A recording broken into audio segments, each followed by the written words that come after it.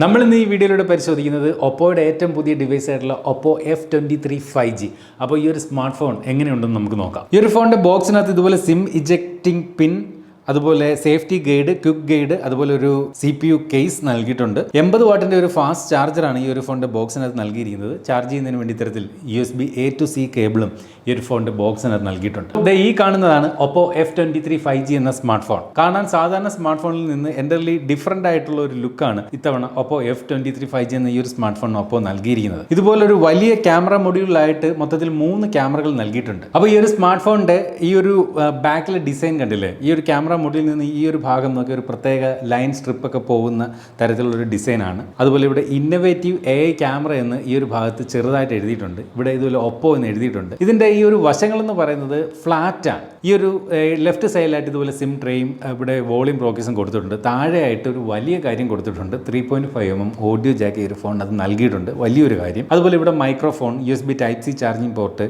അതുപോലെ ഈ ഒരു സ്മാർട്ട് ഫോണിൻ്റെ സ്പീക്കർ ഗ്രില്ല് കാണാം. പല സൈഡിലേക്ക് വരുമ്പോൾ ഇവിടെ പവർ ബട്ടൺ കാണാം. ഈ ഒരു പവർ ബട്ടണിൽ തന്നെയാണ് ഫിംഗർ പ്രിന്റ് സംവിധാനം കൊടുത്തിരിക്കുന്നത്. മുകളിൽ സെക്കൻഡറി നോയ്സ് ക്യാൻസലേഷൻ മൈക്കും നമുക്ക് ഈ ഒരു സ്മാർട്ട് ഫോണിനകത്ത് കാണാം. അപ്പോൾ ഇതിൻ്റെ ഒരു ഇൻ ഹാൻഡ് ഫീലൊക്കെ പറഞ്ഞു കഴിഞ്ഞാൽ ഇപ്പം നല്ല ഒരു വലിയ ഫോം ഫാക്ടറാണ് ഈ ഒരു സ്മാർട്ട് ഫോൺ നൽകിയിരിക്കുന്നത്. കയ്യിലൊക്കെ പിടിക്കുമ്പോൾ ഓക്കെ, ഒരു വലിയ സൈസ് നമുക്ക് എന്തായാലും ഫീൽ ചെയ്യുന്നുണ്ട്. ഒരു ഭയങ്കര ഹാൻഡി എന്നൊന്നും പറയുന്നില്ല, എങ്കിലും ഒരു വലിയ ഫോം ഫാക്ടറാണ് ഈ ഒരു സ്മാർട്ട് ഫോൺ കയ്യിൽ ഇതുപോലെ പിടിക്കുമ്പോൾ. അതുപോലെ ഈ ഒരു സ്മാർട്ട് ഫോണിൻ്റെ തിക്നെസ് വന്നിട്ട് 8.2 മില്ലിമീറ്ററും 192 gram ആണ് ഈ ഒരു സ്മാർട്ട് ഫോണിൻ്റെ വെയിറ്റ്. അപ്പോൾ കുഴപ്പമില്ല, ഇൻ ഹാൻഡ് ഫീൽ ഓക്കെ ആണ് എന്ന് വേണമെങ്കിൽ പറയേണ്ടി വരും. ഈ ഒരു സ്മാർട്ട് ഫോണിനകത്ത് സത്യത്തിൽ എന്നെ ഞെട്ടിച്ച ഒരു കാര്യമുണ്ട്. ഈ ഒരു ഫോണിൽ നിന്ന് എടുക്കുന്ന ഇത്തരത്തിലുള്ള ഫോട്ടോകൾ നോക്കി, ഒരു മൈക്രോസ്കോപ്പിക് ഫോട്ടോകളാണ് നമുക്ക് ഈ ഒരു സ്മാർട്ട് ഫോൺ ഉപയോഗിച്ച് ഇത്തരത്തിൽ എടുക്കാൻ സാധിക്കുന്നത്. എൻ്റെ കൈലിമുണ്ടിൻ്റെ ക്ലോസപ്പ് ഷോട്ടാണ്. അതായത് നമുക്ക് സാധാരണ നമ്മളൊരു കൈലിമുണ്ടെടുത്ത് നോക്കിക്കഴിഞ്ഞാൽ ഇതുപോലെയാണോ നമ്മൾ കാണുന്നതല്ല, അതിൻ്റെ മൈക്രോസ്കോപ്പിക് ഫോട്ടോ നമുക്ക് എടുക്കാൻ സാധിക്കുന്നു എന്നുള്ളതാണ് ഈ ഒരു സ്മാർട്ട് ഫോണിൻ്റെ ഏറ്റവും വലിയൊരു പ്രത്യേകതയായിട്ട് എനിക്ക് ഫീൽ ചെയ്തത്. അതുപോലെ ഇത് കണ്ടില്ല, എൻ്റെ മീശയിലെ ഓരോ രോമങ്ങളാണ് ഈ കാണുന്നത്. അപ്പോൾ ആ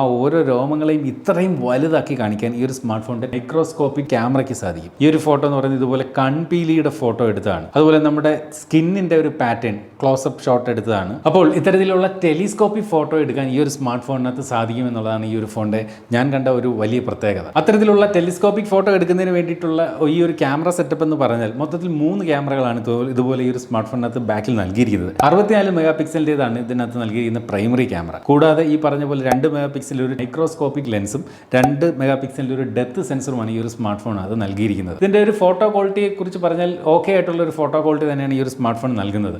ഇപ്പോൾ ഈ കാണുന്ന ഫോട്ടോകൾ ഈ ഒരു സ്മാർട്ട് ഫോണിൻ്റെ ബാക്ക് ക്യാമറ ഉപയോഗിച്ച് എടുത്തതാണ്. അതുപോലെ ഈ ഒരു സ്മാർട്ട് ഫോൺ ഉപയോഗിച്ച് സെൽഫി എടുക്കുന്നതിന് വേണ്ടി ഇത്തരത്തിൽ സെൻറ്റർ പഞ്ച് ഹോളായിട്ട് 32 മെഗാ പിക്സലിൻ്റെ ഒരു സെൽഫി സെൻസറും ഈ ഒരു സ്മാർട്ട് ഫോണിനകത്ത് നൽകിയിട്ടുണ്ട്. ഈ ഒരു സ്മാർട്ട് ഫോണിൻ്റെ വീഡിയോ വിഭാഗത്തിലേക്ക് വന്നു കഴിഞ്ഞാൽ നമുക്ക് മാക്സിമം ഇത്തരത്തിൽ ബാക്ക് ക്യാമറ ഉപയോഗിച്ചുകൊണ്ടും അതുപോലെ front camera ഉപയോഗിച്ചുകൊണ്ടും 1080pയിൽ 30 frames per second വരെയുള്ള വീഡിയോകളാണ് നമുക്ക് ഈ ഒരു സ്മാർട്ട് ഫോൺ ഉപയോഗിച്ചുകൊണ്ട് എടുക്കാൻ സാധിക്കുന്നത്. ഫോണിൻ്റെ ക്യാമറ വിഭാഗത്തിലേക്ക് വന്നാൽ ഇതുപോലെ ഡെഡിക്കേറ്റഡ് നൈറ്റ് ഫോട്ടോഗ്രാഫിക്ക് വേണ്ടിയിട്ടുള്ള ഒരു മോഡ് കൊടുത്തിട്ടുണ്ട്. അത് തന്നെയും 1x സൂമിലും 2x സൂമിലും നമുക്ക് എടുക്കാൻ സാധിക്കും. വീഡിയോ, പിന്നീട് ഫോട്ടോ, അതുപോലെ പോർട്രേറ്റിലേക്ക് വന്നു കഴിഞ്ഞാൽ ഇതുപോലെ അപ്പർച്ചർ വാല്യൂ അഡ്ജസ്റ്റ് ചെയ്യാൻ ഈ ഒരു പോർട്രേറ്റ് മോഡിൽ നമുക്ക് സാധിക്കും. അപ്പോൾ ബാക്ക്ഗ്രൗണ്ട് ബോക്കെ അത്തരത്തിൽ നമുക്ക് എടുക്കുന്നതിന് വേണ്ടി ഈ ഒരു സ്മാർട്ട് ഫോണിനകത്ത് സാധിക്കും. അതുപോലെ ഈ ഒരു ഭാഗത്ത് ഇതുപോലെ ക്ലിക്ക് ചെയ്ത് കഴിഞ്ഞാൽ റീടച്ച് എന്ന് പറയുന്ന ഒരു ഓപ്ഷനാണ് ഇവിടെ. നമ്മുടെ മുഖത്തെ സ്കിന്നിൻ്റെയൊക്കെ അടയാളങ്ങളൊക്കെ റീടച്ച് ചെയ്യാൻ ഈ ഒരു ഓപ്ഷൻ ഉപയോഗിക്കാം. അതുപോലെ നിരവധി ഫിൽറ്ററുകൾ ഈ ഒരു സ്മാർട്ട് ഫോണിൻ്റെ ക്യാമറ വിഭാഗത്തിൽ ഇത്തരത്തിൽ നൽകിയിട്ടുണ്ട്. അതുപോലെ മോറിലേക്ക് വരുമ്പോൾ ഇവിടെ പ്രോ ഫോട്ടോ മോഡ് കൊടുത്തിട്ടുണ്ട്. അതുപോലെ എക്സ്ട്രാ HD ഫോട്ടോ, അതായത് ഹൈ മെഗാ പിക്സൽ ഫോട്ടോ എടുക്കുന്നതിന് വേണ്ടിയിട്ട് ഈ ഒരു എക്സ്ട്രാ HD മോഡ് ഉപയോഗിക്കാം. പനോരമിക്, അതുപോലെ slow motion, time lapse, dual view video പോലും നമുക്ക് ഈ ഒരു സ്മാർട്ട് ഫോൺ ഉപയോഗിച്ചുകൊണ്ട് എടുക്കാം. അതായത് ഫ്രണ്ട് ക്യാമറയും ബാക്ക് ക്യാമറ ഇത്തരത്തിൽ ഒരുമിച്ച് ഉപയോഗിച്ചുകൊണ്ടുള്ള വീഡിയോകളാണ് ഇത്തരത്തിൽ ഡ്യുവൽ വീഡിയോ മോഡിൽ നമുക്ക് എടുക്കാൻ സാധിക്കുന്നത്. അതുപോലെ മോർ എന്ന് പറയുന്ന ഓപ്ഷനിലാണ് ഈ ഒരു മൈക്രോസ്കോപ്പിക് ഫോട്ടോകൾ എടുക്കാനുള്ള ഓപ്ഷൻ കൊടുത്തിരിക്കുന്നത്. ഇപ്പോൾ മൈക്രോസ്കോപ്പിക് ക്യാമറ എടുത്തു കഴിഞ്ഞാൽ ഇതുപോലെ നമ്മുടെ കയ്യിലെ രോമങ്ങളുടെയൊക്കെ വളരെ ക്ലോസപ്പ്, വളരെ ഫോൺ വളരെ അടുത്തുകൊണ്ട് കണ്ടില്ലേ, ഇത്തരത്തിൽ മൈക്രോസ്കോപ്പിക് ഫോട്ടോകൾ നമുക്ക് ഈ ഒരു സ്മാർട്ട് ഫോൺ ഉപയോഗിച്ചുകൊണ്ട് എടുക്കാൻ സാധിക്കും എന്നുള്ളതും എനിക്ക് ഈ ഒരു സ്മാർട്ട് ഫോൺ ഒരു വലിയ പ്രത്യേകതയായിട്ട് തോന്നി. 6.72 ഇഞ്ചിൻ്റെ LCD ഡിസ്പ്ലേ ആണ് ഈ ഒരു സ്മാർട്ട് ഫോണിനകത്ത് നൽകിയിരിക്കുന്നത്. അതുപോലെ ഈ ഒരു ഡിസ്പ്ലേക്ക് ചുറ്റുമുള്ള ബെസലൊക്കെ അത്യാവശ്യം മീഡിയം ബെസൽ മാത്രമാണ് ഈ ഒരു സ്മാർട്ട് ഫോണിനകത്ത് നൽകിയിരിക്കുന്നത്. എസ്പെഷ്യലി ഈ ചിഹ്നം അറിയപ്പെടുന്ന ഭാഗമൊക്കെ ആവറേജ് സൈസാണ്. എന്തായാലും മനോഹരമായിട്ടുള്ള ഒരു LCD ഡിസ്പ്ലേ ആണ് ഈ ഒരു സ്മാർട്ട് ഫോണിനകത്ത് നൽകിയിരിക്കുന്നത്. നല്ല ബ്രൈറ്റ് ആയിട്ടുള്ള ഡിസ്പ്ലേ തന്നെയാണ് നൽകിയിരിക്കുന്നത്. അതുകൊണ്ട് തന്നെ ഔട്ട്ഡോർ വിസിബിലിറ്റിയൊന്നും യാതൊരു പ്രശ്നവും വരില്ല. ഞാനിവിടെ വീഡിയോയുടെ ഷൂട്ടിങ്ങിൻ്റെ ആവശ്യത്തിന് വളരെ ബ്രൈറ്റ്നസ് കുറച്ച് വെച്ചിരിക്കുകയാണ്. കൃത്യമായിട്ട് പറഞ്ഞാൽ 680 നിറ്റ്സിൻ്റെ ബ്രൈറ്റ്നസ് ആണ് ഈ ഒരു സ്മാർട്ട് ഫോണിൻ്റെ ഡിസ്പ്ലേക്ക് നൽകിയിരിക്കുന്നത്. ഇതൊരു 8-bit ഡിസ്പ്ലേ ആണ് ഈ ഒരു സ്മാർട്ട് ഫോണിൻ്റെ ഡിസ്പ്ലേക്കായി ഓപ്പോ നൽകിയിരിക്കുന്നത്. LCD ഡിസ്പ്ലേ ആണെങ്കിലും ഇതിനകത്ത് മാക്സിമം റിഫ്രഷ് റേറ്റ് ആയിട്ട് 120 ഹെർട്സിൻ്റെ റിഫ്രഷ് റേറ്റും 240 ഹെർട്സിൻ്റെ ടച്ച് സാമ്പിളിംഗ് റേറ്റും കൊടുത്തിട്ടുണ്ട്. അതുകൊണ്ട് തന്നെ നല്ലൊരു റെസ്പോൺസാണ് ഈ ഒരു സ്മാർട്ട് ഫോണിൻ്റെ ഡിസ്പ്ലേ സമ്മാനിക്കുന്നത്. ഗെയിമിംഗ് കളിക്കുമ്പോൾ ഡിസ്പ്ലേ വിഭാഗം നല്ലൊരു റെസ്പോൺസ് അതുകൊണ്ട് തന്നെയും സമ്മാനിക്കും. അതുപോലെ തന്നെ ഈ ഒരു സ്മാർട്ട് ഫോണിൻ്റെ ഡിസ്പ്ലേയുടെ റെസൊല്യൂഷൻ വന്നിട്ട് ഫുൾ HD റെസൊല്യൂഷനാണ് നൽകിയിരിക്കുന്നത്. അത്യാവശ്യം നല്ല ഒരു ഡിസ്പ്ലേ തന്നെയാണ് ഒപ്പോ ഈ ഒരു സ്മാർട്ട് ഫോണിനകത്ത് ഇത്തരത്തിൽ നൽകിയിരിക്കുന്നത്. അതുപോലെ ഈ ഒരു സ്മാർട്ട് ഫോണിനകത്ത് ക്വാൽകോം സ്നാപ്ഡ്രാഗൺ 695 എന്ന് പറയുന്ന 5G ഒക്ടാ കോർ പ്രോസറാണ് കരുത്ത് പകരുന്നത്. നമ്മൾ അടുത്തിടെ വന്ന മിഡ് റേഞ്ച് സെഗ്മെന്റിലെ ഒരുപാട് 5G സ്മാർട്ട് ഫോണുകളിൽ കണ്ട് പരിചയിച്ച ഒരു പ്രോസറാണ് ഈ ഒരു സ്നാപ്ഡ്രാഗൺ 695 എന്ന് പറയുന്ന പ്രോസസ്സർ. അപ്പോൾ ഇതൊരു മീഡിയം പെർഫോമൻസ് കാഴ്ചവെക്കുന്ന ഒരു 5G പ്രോസറാണ്. ഏകദേശം ഒരു 6.5 ലക്ഷത്തിനടുത്തുള്ള ഒരു AnTuTu സ്കോർ സമ്മാനിക്കുന്ന ഒരു പ്രോസറാണ്. അതുപോലെ തന്നെ ഈ ഒരു സ്മാർട്ട് ഫോണിനകത്ത് ഇത്തരത്തിൽ 8GB RAM ആണ് നൽകിയിരിക്കുന്നത്. മാത്രമല്ല 4GB RAM നമുക്ക് ഇതിനകത്ത് എക്സ്പാൻഡബിൾ കൂടിയാണ്. അതായത് അത്യാവശ്യ ഘട്ടങ്ങളിൽ ഇത്തരത്തിൽ 12GB റാമിൻ്റെ ഒരു എഫക്റ്റ് ഈ ഒരു സ്മാർട്ട് ഫോൺ കാണിക്കും.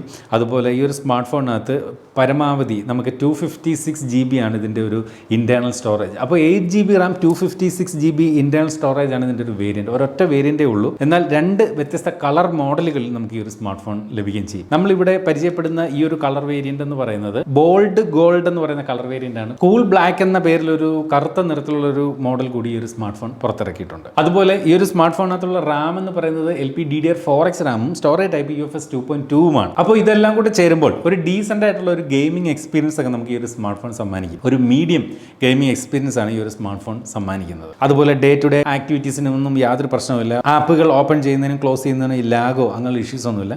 ഡീസൻ്റ് ആയിട്ടുള്ള ഒരു പെർഫോമൻസ് തന്നെയാണ് ഈ ഒരു സ്മാർട്ട് ഫോൺ കാഴ്ചവെക്കുന്നത്. ഈ ഒരു സ്മാർട്ട് ഫോണിൻ്റെ ബാറ്ററിക്കുമുണ്ട് ഒരുപാട് പ്രത്യേകതകൾ. ഇതിനകത്ത് 5000 mAh ബാറ്ററിയാണ്. 67 വാട്ടിൻ്റെ ഫാസ്റ്റ് ചാർജിങ് സപ്പോർട്ടാണ് ഫോണിനുള്ളത്. ഫോണിൻ്റെ ബോക്സിനോടൊപ്പം 80 വാട്ടിൻ്റെ ഫാസ്റ്റ് ചാർജർ കൊടുത്തിട്ടുമുണ്ട്. 80 വാട്ടിൻ്റെ ഒരു ചാർജർ ഫോണിൻ്റെ ബോക്സിനകത്ത് കൊടുത്തിരിക്കുന്നത് കൊണ്ട് തന്നെയും നമുക്ക് 80 വാട്ടിൻ്റെ ഫാസ്റ്റ് ചാർജിങ് സപ്പോർട്ടുള്ള മറ്റ് ഫോണുകൾ വേണമെങ്കിലും ഈ ഒരു ചാർജർ ഉപയോഗിച്ചുകൊണ്ട് നമുക്ക് ചാർജ് ചെയ്യാമെന്നുള്ളതും പ്രത്യേകതയാണ്. പക്ഷേ ഒപ്പോ ക്ലെയിം ചെയ്യുന്നത് എന്താണെന്ന് വെച്ച് കഴിഞ്ഞാൽ ഇതിൻ്റെ ബാറ്ററി ഒരു 4 വർഷമൊക്കെ യാതൊരു പ്രശ്നവും ഇല്ലാതെ ഇപ്പോൾ നമ്മളൊരു സ്മാർട്ട് ഫോൺ വാങ്ങുമ്പോൾ എങ്ങനെയാണ് ഒരു സ്മാർട്ട് ഫോണിൻ്റെ ബാറ്ററിയുടെ പെർഫോമൻസ് അതുപോലെ തന്നെ ഒരു 4 വർഷം കുഴപ്പമില്ലാതെ കണ്ടിന്യൂ ചെയ്യുന്ന രീതിയിലുള്ള ഒരു പെർഫോമൻസ് ആയിരിക്കും ഇതിൻ്റെ ബാറ്ററി എന്നാണ് ഒപ്പോ അവകാശപ്പെടുന്നത്. കാരണം പല സ്മാർട്ട് ഫോണുകളും നമുക്കറിയാം ആദ്യമൊക്കെ ഉള്ള ആ ഒരു ബാറ്ററി പെർഫോമൻസ് പിന്നീട് കുറച്ച് കാലങ്ങൾ കഴിയുമ്പോൾ വർഷങ്ങൾ കഴിയും തോറും അതിൻ്റെ ബാറ്ററി പെർഫോമൻസ് കുറയും. പക്ഷേ ഒപ്പോൾ ഈ ഒരു സ്മാർട്ട് ഫോണിൻ്റെ കേസിൽ പറയുന്നത് അത്തരത്തിൽ ഒരു പ്രശ്നം ഈ ഒരു സ്മാർട്ട് ഫോണിന് വരില്ല. ബാറ്ററി ഒരു 4 വർഷം വരെ ഒരു സ്റ്റേബിൾ പെർഫോമൻസ് കാഴ്ചവെക്കുമെന്ന് ഒപ്പോൾ അവകാശപ്പെടുന്നു. എന്ത് തന്നെയായാലും ഈ ഒരു 5000 mAh ബാറ്ററി എങ്ങനെ പോയാലും ഒരു 1.5 ദിവസത്തെ ബാറ്ററി അല്ലെങ്കിൽ 2 ദിവസത്തെ ബാറ്ററിക്ക് ഈ ഒരു സ്മാർട്ട് ഫോണിനകത്ത്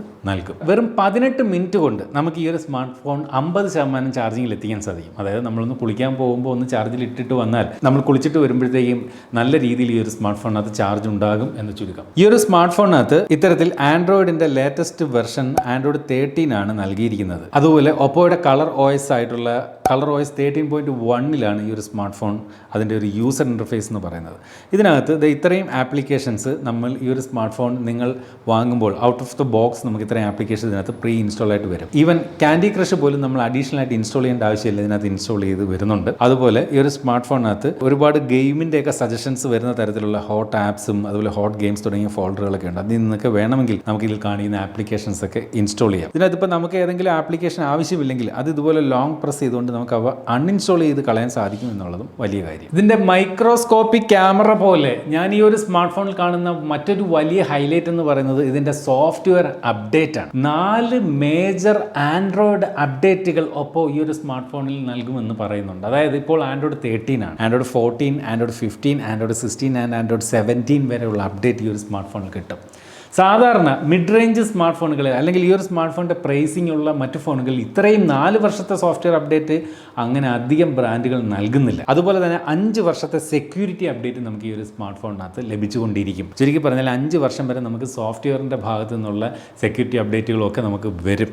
അപ്പോൾ 5 വർഷമൊക്കെ ഈ ഒരു സ്മാർട്ട് ഫോൺ അതുകൊണ്ട് തന്നെയും നല്ല രീതിയിൽ നമുക്ക് യാതൊരു വിഷയങ്ങളും ഇല്ലാതെ ഫ്രഷ് ആയിട്ട് നമുക്ക് ഉപയോഗിക്കാമെന്ന് ചുരുക്കം. അതുപോലെ എടുത്തു പറയേണ്ട ഒരു കാര്യം, ഇതിൻ്റെ ബാക്ക് പ്ലാസ്റ്റിക് ആണ്. പക്ഷേ എന്നിരുന്നാലും ഇതിനകത്ത് ഫിംഗർ പ്രിൻ്റ് ഒന്നും അധികം പതിയുന്നില്ല. അപ്പോൾ ഫിംഗർ പ്രിൻ്റ് പതിയാത്ത തരത്തിലുള്ള ഒരു ഫിനിഷാണ് ഈ ഒരു സ്മാർട്ട് ഫോണിൻ്റെ ബാക്കിൽ കൊടുത്തിരിക്കുന്നത്. കാണാൻ എന്തായാലും നല്ലൊരു ലുക്ക് ഒപ്പം ഈ ഒരു സ്മാർട്ട് ഫോണിന് നൽകിയിട്ടുണ്ട്.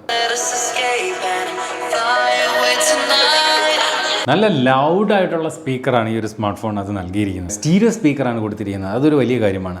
അതുകൊണ്ട് തന്നെയും ഇവിടെ താഴെയും മുകളിലുമാണ് 2 സ്പീക്കറുകൾ കൊടുത്തിരിക്കുന്നത്. നല്ല ലൗഡ്. സാധാരണ സ്റ്റീരിയോ സ്പീക്കറൊക്കെ വരുമ്പോൾ സൗണ്ട് കുറവും നല്ല ക്വാളിറ്റിയുമാണ്. പക്ഷേ ഇവിടെ സ്റ്റീരിയോ സ്പീക്കർ ആയിട്ട് പോലും നല്ല ലൗഡായിട്ടുള്ള സൗണ്ട് തന്നെ എന്തായാലും ഈ ഒരു ഫോൺ സമ്മാനിക്കുന്നുണ്ട്. അതുപോലെ ഈ ഒരു സ്മാർട്ട് ഫോൺ അത് ഇത്തരത്തിൽ നേരത്തെ നമ്മൾ കണ്ടതുപോലെ സൈഡ് മൗണ്ടഡ് ആയിട്ടാണ് ഫിംഗർ പ്രിൻറ്റ്. അത് വളരെ ഫാസ്റ്റായിട്ട് തന്നെ ഇതുപോലെ അൺലോക്ക് ആവുകയും ചെയ്യുന്നുണ്ട്. കണ്ടില്ലേ, ജസ്റ്റ് ഒരു ടാപ്പ് അപ്പോഴേ അത് അൺലോക്ക് ആവും. ബ്ലൂടൂത്ത് വെർഷൻ 5.1 നൽകിയിരിക്കുന്ന ഈ ഒരു സ്മാർട്ട് ഫോണിൻ്റെ പ്രൈസിംഗ് ആണ് ഇനി പറയാനുള്ളത്. ഇത് പ്രധാനമായിട്ടും ഓഫ്ലൈൻ മാർക്കറ്റുകളെ ഉന്നം വെച്ച് ഇറക്കുന്ന ഒരു സ്മാർട്ട് ഫോൺ തന്നെയാണ്. ഈ ഒരു ഫോണിൻ്റെ വില എന്ന് പറയുന്നത് ഒറ്റ വേരിയൻ്റേ ഉള്ളൂ, 8GB RAM 256GB വേരിയൻറ്റ്. ഇതിൻ്റെ വില എന്ന് പറയുന്നത് 24,999 രൂപ. അപ്പോൾ നിങ്ങൾക്ക് OPPO F23 എന്ന ഈ ഒരു സ്മാർട്ട് ഫോണിനെ കുറിച്ച് ഇത്രയും കേട്ടപ്പോൾ എന്ത് തോന്നുന്നു? വീഡിയോയ്ക്ക് താഴെ കമൻറ്റായി രേഖപ്പെടുത്താം. അപ്പോൾ ഇതുപോലെ മനോഹരമായിട്ടുള്ള മറ്റൊരു പ്രോഡക്റ്റിൻ്റെ വിശേഷമായിട്ട് നമുക്ക് അടുത്ത വീഡിയോയിൽ വീണ്ടും കാണാം. അതുവരെ stay safe. Bye.